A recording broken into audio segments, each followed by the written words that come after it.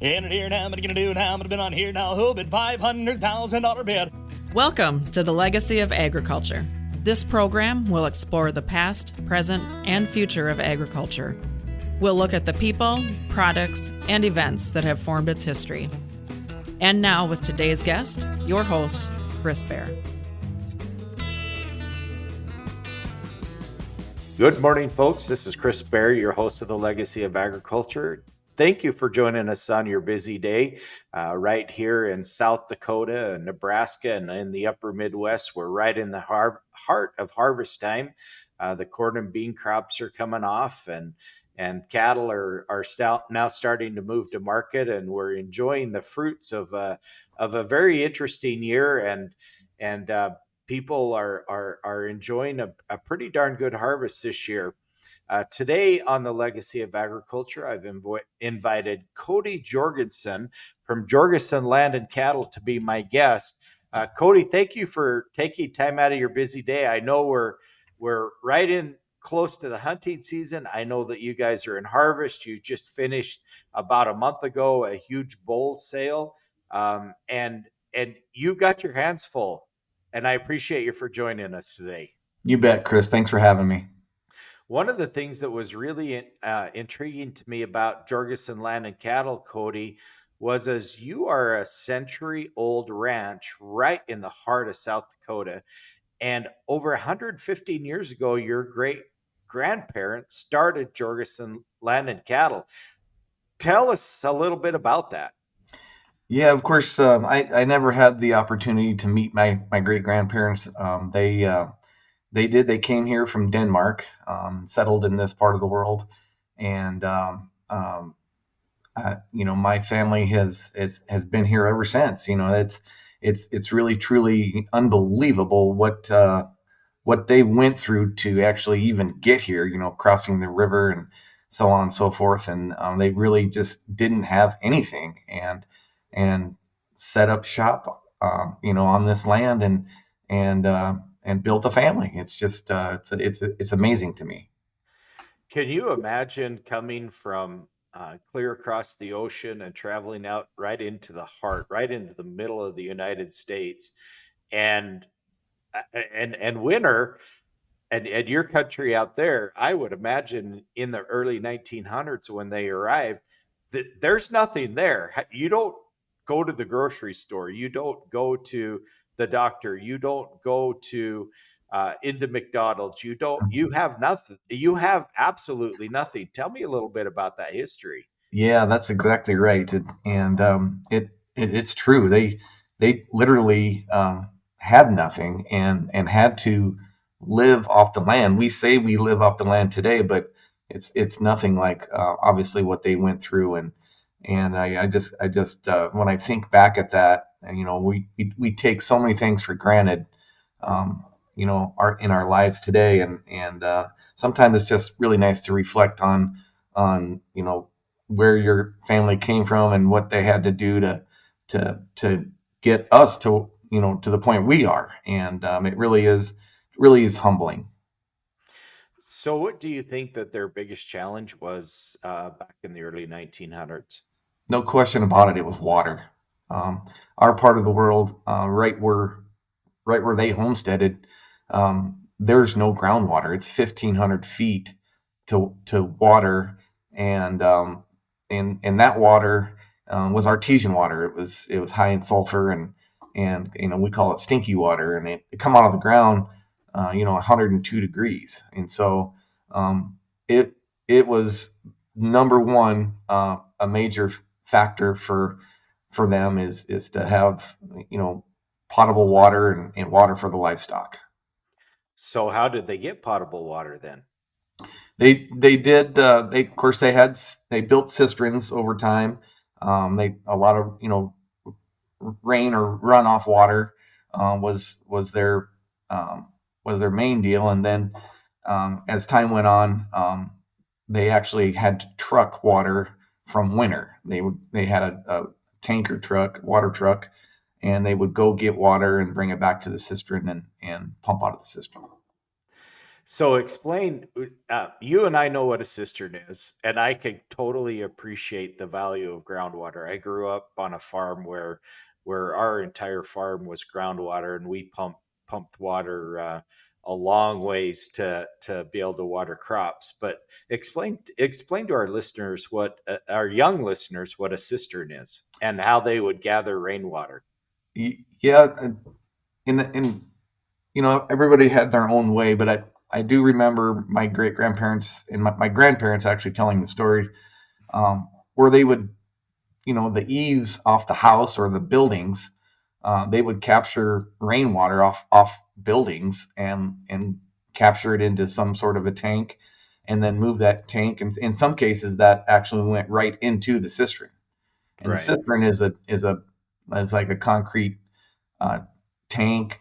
You might say that's underground, and so it kept the water cooler and away from so the sun didn't hit it, and so it wouldn't get green and that sort of stuff. But yeah, in a lot of cases they would just capture it off buildings.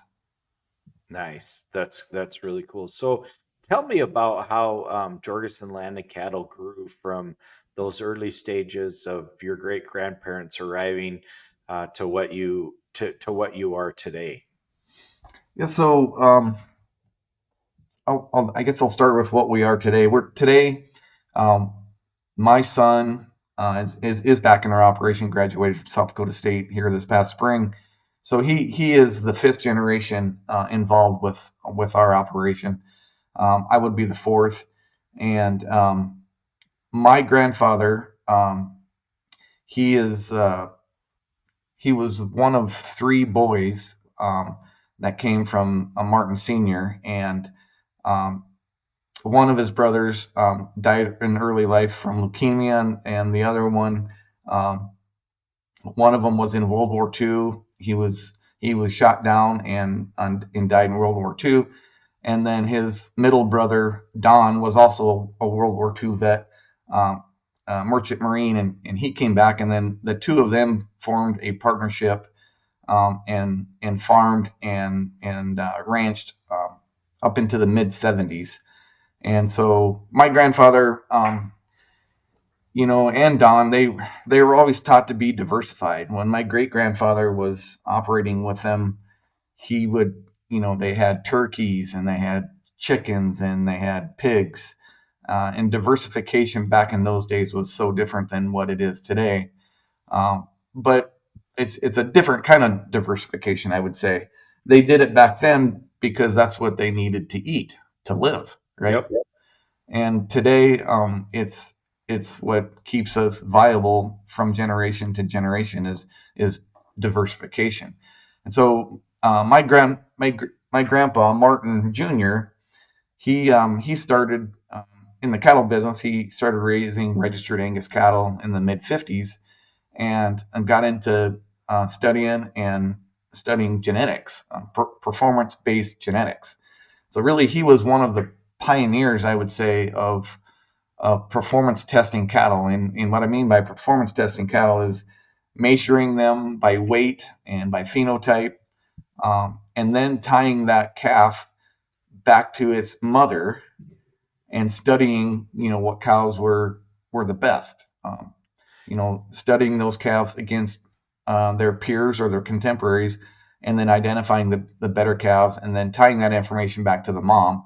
And once he got that understood, then he was able then to select the better females and go forward. And really, it was a unheard of in the cattle business back in those days. And he built that, and that's kind of the backbone of our operation today is the Black Angus bull and Angus cattle. Cody, And so, We're coming right down to the end of our first segment, folks. I'm Chris Bair, your host of the Legacy of Agriculture. We're going to be right back with Cody Jorgensen. Hi, this is Jasmine at Pfeiffer's Auction Realty and Land Management. Pfeiffer's offers multiple ways to bid and buy at our equipment and land auctions. You can bid online, in person, or place pre-bids before the sale even starts. By providing convenient bidding platforms, we make sure that you can buy the items or parcels you want the way you want to. Visit Pfeiffer's.com to see a complete list of our auctions. When it comes to bidding, go with Pfeiffer's. Nobody does it better. Folks, we're back with the Legacy of Agriculture. I'm your host, Chris Bair, and I've got Cody Jorgensen from Jorgensen Land and Cattle, a 115-year-old South Dakota ranch, has joined us on the Legacy of Agriculture this morning. Uh, we had a great conversation in the first segment talking about really kind of the beginning of recognizing genetics in a way in a very it kind of in its formative stage.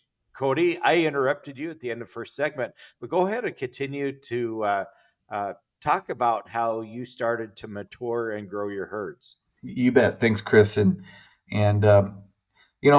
my grandfather Martin, he and for those of you that are in the Angus business and know our Angus enthusiast, you would know of my grandfather for sure. He definitely was what I would call a pioneer in performance testing cattle.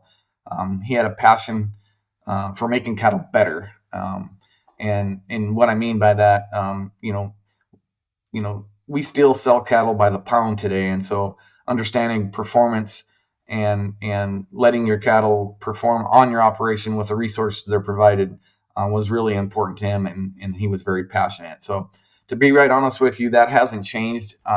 The way I breed cattle today, it's built on that fundamental backbone that my grandfather kind of instilled in me and my dad, and so that's where we are today. The same kind of breeding concept. We just have a lot more tools in our toolbox today than Grandpa Martin did back in those days. Yeah, and the technology and the development of genetics and education has totally changed what a cow looks like today. Or I should say, an animal looks like today. It's interesting, Cody.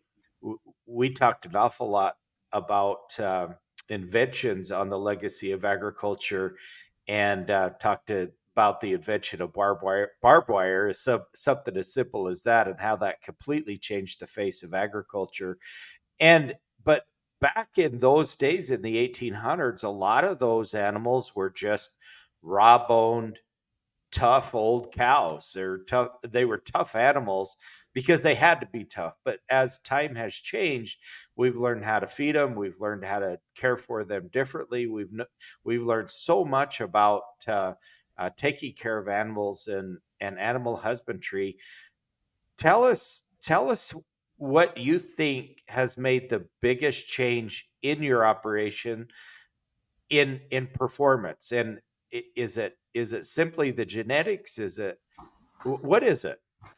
Yeah, I think that you know being very disciplined with your selection process was one of the things that my grandfather taught me, and he did that. Like you know he picked a genetic path and stuck to it. He didn't get caught up in really any of the fads that happen in our industry, chasing certain traits. He was more about selecting cattle that fit our environment and balancing those traits to the best of his ability. And again, that is exactly what we're doing today. And just selecting good cattle and getting uh, cattle that have had selection pressure put on them out to the industry, created tons and tons of lean meat for our customers, and so you're absolutely right. The cattle, we've learned how to feed them, and we've learned how to take care of them better than we ever have. But at the same time, genetics have gotten so much better across the cattle industry and in every breed. We've just learned how to make better selections from a genomic standpoint. And even today, probably the biggest thing that I think has changed is now we're using DNA to make genetic selection. So it's not Grandpa Martin Jorgensen telling us that you should use this bull because I think he's good. We actually have forensic DNA that are telling us, boy, this is the bull you should use, and this is what your cow herd looks like because it's DNA. It's for real. it would be very interesting, Cody, to be a fly on the wall and listen to you guys' conversations as you roll down the road in a pickup and talk about where you're going to take your herd or what you're going to do differently. That would be very interesting to listen to. It's probably way above my level of understanding what a good animal is, right? Well, I don't know about that, but it certainly it's fun to talk about breeding cattle. It's fun to breed cattle, honestly, and watch the progression. And it's really honorable to get genetics out across the industry that are going to work for your clients. And really that's what this is all about. Is we want our clients to reap the benefit of more pounds, more efficiency, better quality of meat, all of those things that we make these selections on. It's really it's honorable. So I'm going to throw a curveball at you, Cody. So you talked about fads, that you didn't follow any fads, or you didn't. You guys, it's rock solid decisions that you're making. What are some of the fads that maybe from years ago that everybody thought was going to be the big answer and solution that ended up being a dud? So I mean, there's several. I guess the biggest thing that concerns me is when people actually single trait selection, and you can go over across the years. It that could mean selecting just strictly on low birth weight, or selecting just strictly on. I believe in the early '90s, late '80s, milk was a fad. Um, and it went through. There were several different numbers that the American Angus Association would put in front of you, and everyone was trying to achieve, the high milk bowl, the high intermuscular fat bowl, the being in the top 1 or 2% of the industry for whatever fad or whatever number. And that's what I mean by a fad is really it's more about single trait selection on 1 or 2 traits, rather than trying to balance them out. And we've always wanted to try to balance them out, and which means we never created the animal that was number one in milk or number one in IMF. Those are just a couple examples. So we've just tried to balance everything out, and I believe from a genomic standpoint, it makes just more of a complete animal. And here in the United States is the standard for cattle. And and other countries, Kazakhstan, Russia prior to the war, Ukraine, and some of these other countries were highly seeking after um, our cattle here in the United States because we have mastered and continue to be the leader in the world in beef production when it comes to great animals. Would you agree with that?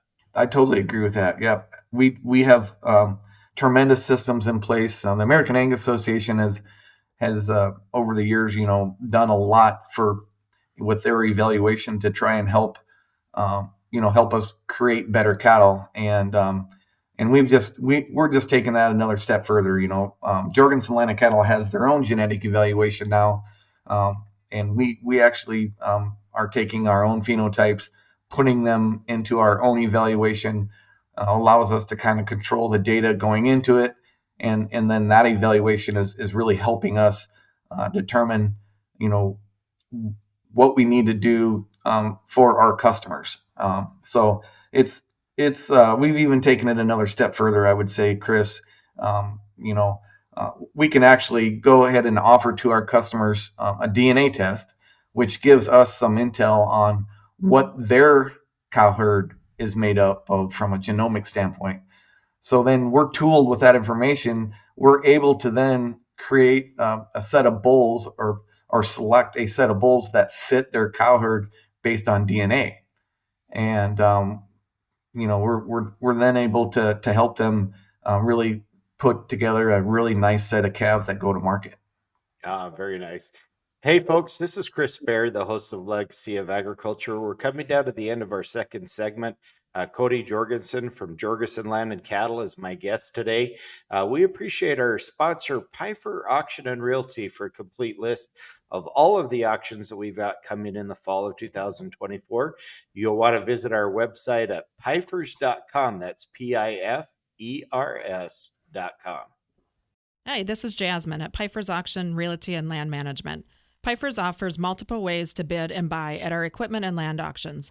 You can bid online, in person, or place pre-bids before the sale even starts.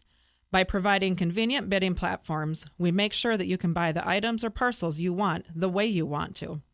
Visit pifers.com to see a complete list of our auctions. When it comes to bidding, go with Pifers. Nobody does it better. Folks, we're back. I'm Chris Bair, your host of the Legacy of Agriculture. We're in our third segment. I appreciate Cody Jorgensen from Jorgensen Land and Cattle in Winter, South Dakota, for joining us on his busy, busy day. Cody, we appreciate you. You guys just had a bull sale a few weeks ago. How did that go? Actually, it was a female sale, Chris. It went really well. It was good. We have our female sale in the fall, and then our bull sale is in April, and so we have two sales a year, and they're very, very busy times for us. But it's also rewarding to get your cattle kind of in the public eye and have people take a look and see what you're doing. That's great. Congratulations on a great sale. So Christmas morning, growing up as a kid, you got cattle to feed on Christmas morning. You never get a break for feeding animals in the wintertime. What did Christmas morning look like at the Jorgensen Land and Cattle? Yeah, definitely. Growing up, it was the cattle got fed first, right? In fact, we spent as a child, we spent a lot of our Christmas. We did a lot of our Christmas stuff at Christmas Eve because Christmas morning you had to get your chores done and get to church, right? So Christmas Eve was actually when we got to open our presents because that's when Dad and the family were able to spend with you after the work was done. So that's kind of how it worked for us. What did you guys talk about at your Thanksgiving meal every year? Yeah, Cattle, or was cattle off the table? no, actually, I made that rule. I made a rule little later when we gathered as a family that we're not supposed to talk about the operation because that just ended up being a meeting and rather than time spent. But yeah, I did have the pleasure of being in business with my grandfather for a period of time. The way the business is set up today is my dad and I and my uncle and my cousin own Jorgensen Land and Cattle together, and it is we get along great. Everything we have Monday morning meetings, and so we're that's one thing my grandfather taught was that he forced communication, and when it was family time, it was family time, and when it was time to do business, right? And so Right. we tried to leave all the business for the Monday morning meeting, and as I came into the operation, I would I would make rules that if you didn't have it on the agenda, we were not allowed to talk about it, right? So we had to have a pre-agenda, so you come to the meeting and knowing what we were going to talk about, instead of having these bombs that landed and so on and so forth. But yeah, communication is a big part of our operation. Incidentally, the four of us that own Jorgensen Land and Cattle, for those of you that have taken the personality profile test, and understand that there's four different quadrants that you get put in. Each one of us are in a different quadrant, right? Okay, And so it makes for some really interesting conversation, and honestly, it makes for, once we all understood kind of our personal profile, it made communication a whole lot easier. And so if you haven't taken one of those, I highly recommend it because you'll learn a lot about yourself and your partners. But that's been great. What's been your favorite memory of the ranch as a kid, or growing up as teens, or now as a full blown partner in Jorgensen Land and Cattle? What's your favorite memory? What's your favorite? Actually, let's go to childhood. What's your favorite childhood memory? Oh goodness. I was blessed to live next to my grandparents. I mean, literally about 50 yards away was where my grandparents lived, and so I have several memories of just randomly going over to grandma and grandpa's house and being able to spend time with them. It was terrific. And, living on the ranch as a kid was a blessing. Truly was a blessing. It was a great way of life. Yes, it was hard work, but reflecting back on that, it's just a terrific way of life, and I'm truly blessed even further that I got to raise my family, uh, you know, right in the same house, next to my kids as great grandparents, and so that was just a true blessing for my wife Abby and I to raise kids next to their great grandparents. And what a great area to be able to raise kids out in central South Dakota. Good, solid Christian communities that do things for the right reasons. And one of the reasons why I have always loved agriculture, Cody, is that when there's a neighbor or a family member or somebody that needs help, agriculturists are always there to help. That is so true. It's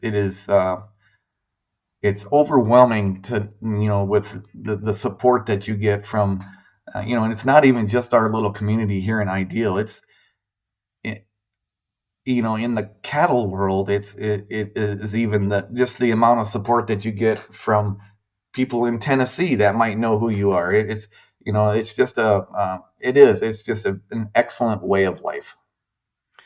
And as a rule of thumb, very, very good people. In the auction industry, not very often do we ever have to worry about um, an agriculturist, a producer buying something on a sale and not paying, or there being a problem, because they're very responsible, and they believe that by doing good business, that good business will come back to them. I know that here at Pfeiffer's, that's one of the mantras that we follow is do good business, and good business will come back Yeah, to us. and exactly. and Yep. that and that's just the way it is. Hey folks, we're coming down to the end of our third segment of the Legacy of Agriculture. I want to take just about a minute here and talk about all of the auctions that we've got coming in October in the upper Midwest, throughout North Dakota, South Dakota, Montana, Minnesota, Wisconsin. Pfeiffer's has got over 50 land auctions that they've got on the calendar just in the month of October. So if you're looking to buy land in the upper Midwest, Pfeiffer Auction Realty really is the place you want to go. It's very simple. You go to our website at pfeifers.com, and that's PIFERS.com. And Cody, I want to take the last few seconds, and if somebody wants to find out more about Jorgensen Land and Cattle, where can they find you online? Yeah, you can. There's several options there. Jorgensenfarms.com is our website, and we're also you can find us on Facebook. Um, we have a young gentleman that helps us with our social media, and so we're posting something about our operation daily. And so yeah, like us on Facebook or go to jorgensenfarms.com. Thank you very much, folks. We're at the end of our third segment. We'll be right back. Hi, this is Jasmine at Pfeiffer's Auction Realty and Land Management. Pfeiffer's offers multiple ways to bid and buy at our equipment and land auctions. You can bid online, in person, or place pre-bids before the sale even starts. By providing convenient bidding platforms, we make sure that you can buy the items or parcels you want the way you want to. Visit Pfeifers.com to see a complete list of our auctions. When it comes to bidding, go with Pfeifers. Nobody does it better. Folks, this is Chris Bair, with your host of the Legacy of Agriculture. I got Cody Jorgensen from Jorgensen Land and Cattle in Winter, South Dakota, is my guest on the show today. Wishing everybody a safe and happy harvest. Cody, we've had three great segments talking about your family's uh, 5 generations now, and one thing that intrigues me about multi-generational operations in agriculture is his philosophy, and we talked about this a little bit during the break, is as what are some of your family's philosophies surrounding family itself, not just the cattle or not just the crops, but your family. Yeah, and so when our family looks at an acre of property, um, we like to look at it from three different fronts, three different views. Number one, we always want to keep soil health in mind. It's my Uncle Brian's passion to get the soils that are on our farm acres back to their most native state. So you'll see my Uncle Brian spending time out in the native pastures. He's not looking at cows, he's looking at soil. And he's trying to mimic the native prairie soils in our farm ground. We're trying to get our organic matters up, and so that's one of the things we look at is soil health in mind. The second thing that we look at is it's important for us to put a hoof on that same acre. So we want to farm that acre with soil health in mind. Number one. Number two, on that acre, sometime throughout the course of the year, we are trying to get an animal on that acre, and that's whether it's farm ground or just native prairie. Having a hoof on that acre is very, very good for it. That's been proven. The third thing, which I think is unique and very important, is we want to do what I call some sort of agritainment on that same acre of property. In our situation, we're blessed to have pheasants, and so we have a hunting lodge, and so we offer commercial pheasant hunts, and it creates revenue on that acre from an agritainment standpoint. Okay. And so there's lots of operations or families that can do one or perhaps two of the things that I talked about, but it is hard to do all three and to do it really well. And really that's when our family looks at an acre, to do all three of those things on that acre.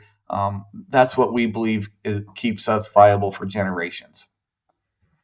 What do you see as the biggest challenge facing multi-generational agriculture, the family farmer, the family ranch? Yeah, I think communication and passing the torch, so to speak.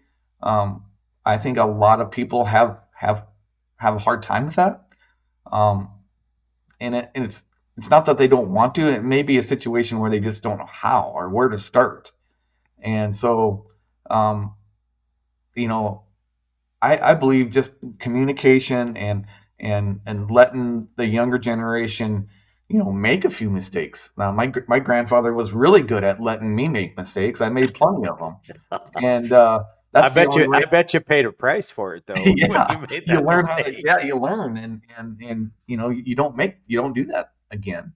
And so I just feel that letting letting the younger generation, if that's what everybody wants, that's probably the number one thing is determine, make a plan, and start the legacy process. Yeah, having both short and long term goals for your family and for the operation for profitability. I mean, we talk about the family farm and the family ranch, but at the end of the day, profitability, you have to be profitable in order to be able to pass that torch on, and sometimes very profitable. We forget that sometimes. Yes, that is correct. That's number one for sure. Absolutely. So one of my favorite questions to ask on the legacy of agriculture, Cody, is what advice would you give that young man or young woman that's 13, 14, 15, 16, 17 years old, that's in their teenage years, that says, I would really like to own a cattle ranch, or I would like to get into that ranch. And sometimes it's young men and women that are being raised on a ranch, but sometimes it's kids that's never been on a ranch. What advice would you give them? I would say find someone that would mentor you, right? Those of us that are in production agriculture today, we want to share it. At least I do. I want to share what it is we do with everybody. It's no secret. You know, I want to share the mistakes I made. That Right. shouldn't be a secret at all. And so if you're a young person and want to get involved with production agriculture, find that mentor, whether that's your dad or your uncle or your brother, sister, doesn't matter. Find that mentor and learn from them and you know, dredge up some information from them and you know work next to them, have Yeah. some fun. That's the main thing. I think one of the things that's also very important, Cody, and I could realize we could go into 5 more segments, but unfortunately we have some time restraints. But one of the things that we often forget is that God is very important in our operations, but also teaching and mentoring those people that have integrity, that are trustworthy, that know how to tell the truth, that and that know how to work hard and roll up their sleeves and get to work. Yes, absolutely. That's I think that's understood in agriculture. At least it is for me and my family and the people that we do business with. That is definitely just a given. Yep, absolutely, it sure is. Cody, what do you see in the future for your organization? Do you see another 100 years? I Yes, the answer is yes. And when you say that, goosebumps actually rise on the back of my neck here. That is obviously our family's goal is to keep it generations. You know, we're right now we're just about ready to have second cousins become partners, right? Okay. And it's I mean we're years away from that yet, but it's on the ground and the you know it really truly is a family farm. There's no doubt about it, but it is also, Chris, a business. And so that's the way we have structured it. And whether you're a family member or not, uh, you know, you're put in a position at JLC because of your ability to do that job. And so that's the way we look at it. And you know, I always tell people, you know, people that own land, um, you really don't own it forever, right? You're just Yep. really a tenant for. I mean, it may be 80, maybe 100 years, uh, but I don't look at me personally, you know, owning land and because I know at some point I'm going to move it to the next generation, and so while I'm that tenant, I'm going to do the best that I possibly can on that property to make it better for the next generation. Well, Cody, we're at the end of our Legacy of Agriculture show this week. I just want to tell you thank you. Once again, I I receive the most amount of blessings for having communications with great guys like you because I learned something. I mean, I've learned some interesting, different points of view from our show. Thank you for joining us, Cody. Thanks for having me, Chris. In it here now, what are you gonna do now? I'm gonna been on here now, who bid $500,000 bid. We hope you've enjoyed today's edition of The Legacy of Agriculture with Chris Bair, sponsored by Pfeiffer's Auction, Realty, and Land Management. Call Pfeiffer's at 605-836-2277.